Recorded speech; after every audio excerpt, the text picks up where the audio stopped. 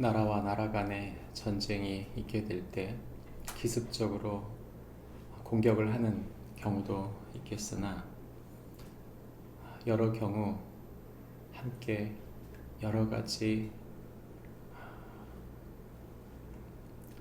서로 소통을 하게 됩니다. 그 소통 속에서 의견이 맞지 않고 갈리고 갈등되어지는 부분들이 도저히 맞지 않을 때 서로 선전포고를 하는 것이죠. 그리고 그 선전포고가 마지막 다다랐을 때 최후 통첩을 하게 됩니다. 그 최후 통첩을 통해 이제는 전쟁 앞에 서 있다, 또는 이제는 그치구나 하는 생각을 하게 되는 것이죠. 이 최후 통첩과 같이 오늘 우리가 읽었던 성경 말씀은 바벨론을 향한 하나님의 최후 통첩이라고 말할 수 있을 것입니다.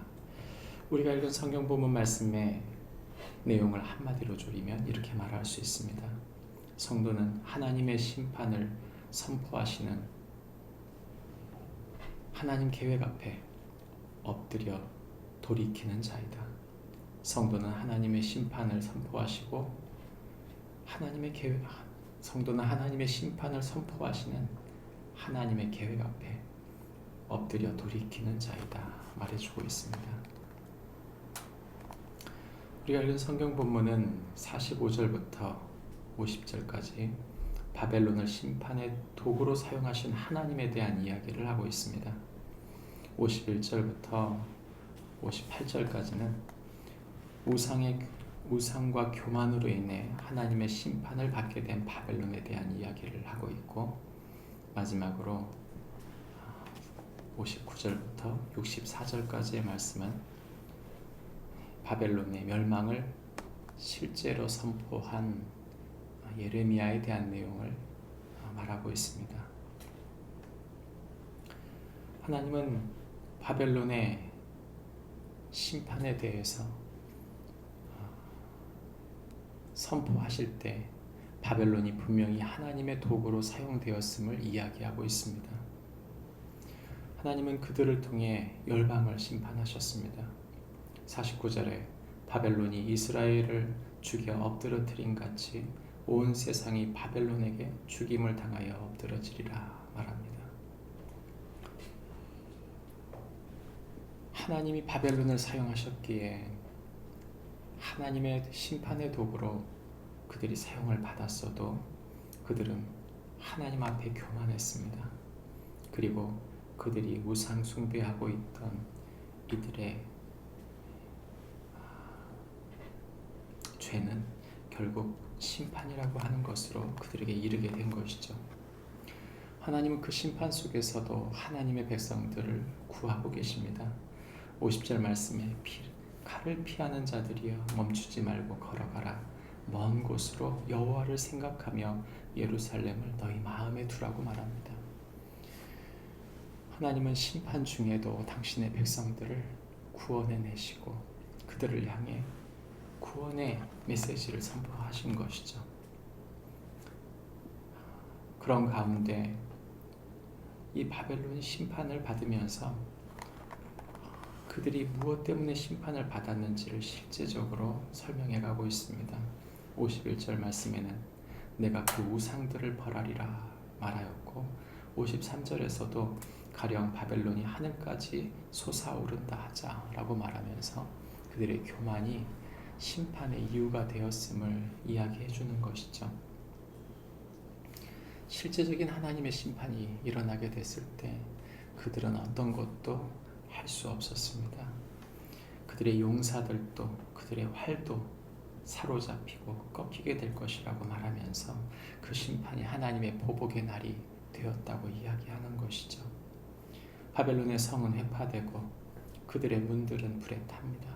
백성들의 수고는 헛것이 되고 민족들의 수고가 불타 결국 그들은 쇠잔하게 된다고 말하는 것이죠.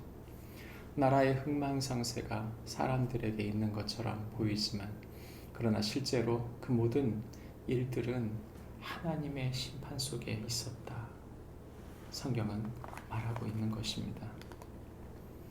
하나님은 이를 모두 선포하시고 난 다음 예레미야를 통해 마지막으로 이 모든 책을 정리하여 스라야가 이 바벨론에 가서 선포하고 이 책을 유브라데 강에 돌에 묶어서 던지게 됩니다. 이 책이 물에 가라앉은 것처럼 바벨론이 몰락하여 다시 일어나지 못할 것이다.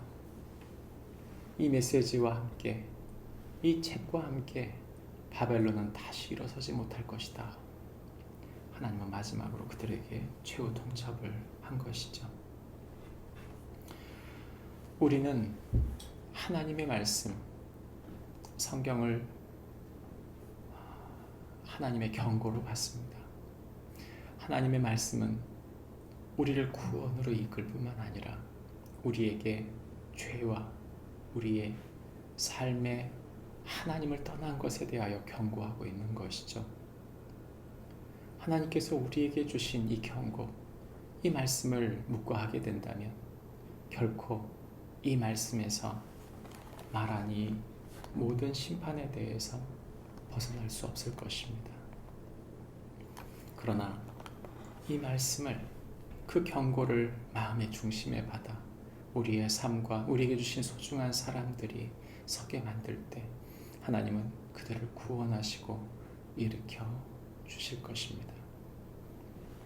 예수 그리스도의 오심은 최후 통첩이었습니다. 그분의 메시지는 우리로 하여금 하나님을 신뢰하고 구원에 이르도록 인도하여 주십니다. 성경 말씀은 우리에게 그처럼 구원의 책이며 우리를 예수 그리스도께로 인도하고 있습니다.